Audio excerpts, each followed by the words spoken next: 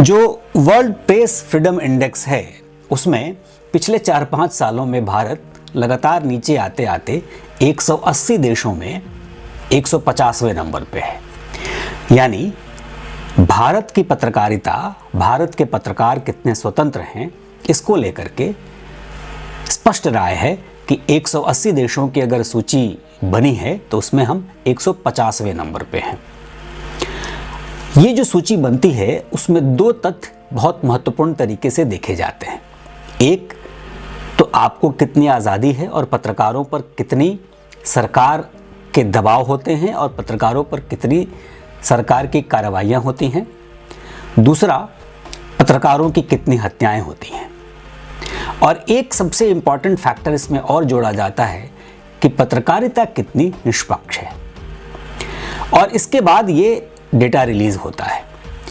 तो पूरी दुनिया में हम अगर 180 देशों की सूची बनी है जहां पत्रकारिता है, यूएन के हिसाब से 196 देश हैं, 193 देश हैं, तो उस 193 देशों में 180 देश जहां हम मानते हैं कि पत्रकारिता होती है और पत्रकारिता स्वतंत्र है, उसमें हमारी स्थिति 150वें नंबर की है। तो थोड़ा उस पर भी ध्यान देना होगा। दूसरी बात, जब से मनीष की गिरफ्तारी हुई है उसके बाद से सोशल मीडिया पर बहुत सारा एक माहौल बना है कि वो अपराध, चुके पुलिस ही कह रही आदतन अपराधी है तो अपराधी है वो, सबूत क्या मिलेंगे, सजा क्या होगी, वो सब भविष्य के गर्भ में है। और कैसे कैसे अपराधियों को हमने देखा है कि क्या क्या सजाएं मिलती हैं। इसलिए भारत के कानून पर भरोसा भी करना चाहिए आपको, क्योंकि दूसरा रास्ता भी नहीं है। अब जो परिस्थिति ये बन रही है कि वो अपराधी है, उसने अपराध किया है, और उसके बाद पत्रकारिता में कितनी निष्पक्षता है, तो इन सब बातों को लेकर के हम देखें तो सोशल मीडिया पर पूरा एक महकमा, पूरे लोग, पूरा कुनबा टूटा पड़ा है।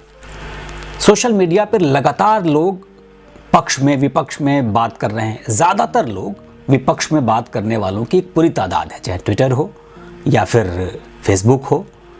हर जगह ये बात हो रही है कि भाई गिरफ्तारी हुई, बहुत अच्छी बात है, और ये इसने पूरा आतंक मचाया हुआ था, पूरे बिहार में इसने पूरी समस्या खड़ी कर दी थी, सांप्रदायिक सौहार्द बिगाड़ दिया था, लोगों के बीच की परिस्थितियाँ। अरे भाई, तो अभी तक कहाँ थे? और जितने लोगों ने इस तरीके के आरोप पिछले एक हफ्ते में मनीष कश्यप पर गढ़े हैं, उनमें से किसी भी व्यक्ति जो अपने आप को पत्रकार कहते हों, जो अपने आप को पत्रकारिता का स्तंभ कहते हो, उनमें से किसी भी व्यक्ति के पिछले 3 सालों में, जब से मनीष कश्यप का उत्थान हुआ है यूट्यूब पर, इस पिछले 3 सालों में या उसके किए गए पुराने अपराध पर न तो कभी लिखा है, न कभी बोला है, न कभी ट्वीट किया है, न कभी वीडियो बनाए हैं। अभी लगातार उसके विरोध में वीडियोस बना रहे हैं। कुछ लोग हैं जो पक्ष में वीडियोस बना रहे हैं। हम इसलिए बात कर रहे हैं आप लोगों के सामने कि देखिए, पत्रकारिता का स्वरूप अब बदल गया है। प्रिंट, टेलीविजन और उसके बाद डिजिटल माध्यम। डिजिटल माध्यम में क्या है, एक पूरी छूट है, कोई आदमी कुछ भी कह सकता है, यहां कोई अंकुश नहीं है। जैसे कि जिस तरीके से फेक न्यूज़ का कोई कानून नहीं है, उसके खिलाफ कोई कानून नहीं है, उसी तरीके से डिजिटल माध्यम पर कोई अंकुश नहीं है। कोई भी आदमी एक वेबसाइट बना करके 500 रुपये का डोमेन और 50 रुपये की माइक आईडी, काम आपका हो गया। आप थोड़े एस्टैब्लिश पत्रकार भी हो सकते हैं। तो ये जो परिस्थितियां बन रही हैं, इसका जिम्मेदार कौन है?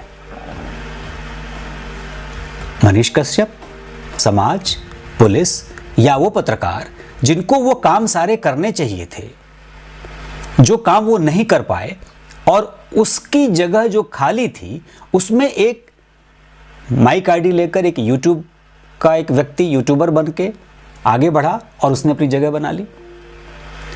ये परिस्थितियां तो आपको समझनी होगी। अब देखिए, मनीष कश्यप गिरफ्तारी से पहले, गिरफ्तार होने से पहले या सरेंडर करने से पहले एक वीडियो बनाता है अपनी माँ के साथ। और जब मैं ये वीडियो बना रहा हूँ, आपसे चर्चा कर रहा हूँ, तब मैंने देखा कि तकरीबन 8 घंटे में YouTube पे 8.5 लाख लोग तकरीबन उसके वीडियो को देख चुके हैं। 23,000 कमेंट्स हैं उस पे, 1 लाख लोग उसको लाइक कर चुके हैं। और 23,000 कमेंट्स में मैंने करीब 50-100 कमेंट्स पढ़े, शुरुआत के 50-100 कमेंट्स पढ़े, चूंकि संभव नहीं है कि सारे कमेंट्स पढ़े जाए। 50-100 कमेंट्स जो शुरू के हमने पढ़े, उसमें एक भी कमेंट उसके खिलाफ नहीं है। फेसबुक पर उसने वही वीडियो डाला है, वहां पर 8 घंटे में 1.25 मिलियन लोगों ने देखा है। तो अगर उधर 1.25 मिलियन, यानी उधर 12 लाख इधर 8 लाख, तो 20 लाख लोगों ने 8 घंटे में उसको देखा है, उसके वीडियोस को। 2 लाख लोगों ने उसके वीडियोस को पसंद किया है। 28,000 फेसबुक पे कमेंट्स हैं, 23,000 यूट्यूब पे कमेंट है, 50,000 करीब कमेंट्स हैं उसके लिए। ये कौन लोग हैं, कौन हैं और जो इसको फॉलो करते हैं और क्यों करते हैं? मेरे 2 सवाल हमेशा से बने रहेंगे और बने हुए हैं कि आखिर कौन लोग हैं और क्यों करते हैं। दरअसल क्या है कि समस्याओं को प्रस्तुत करने का तरीका इतना ठेठ, इतना देहाती, इतना जमीनी है कि वो लोगों को पसंद आता है।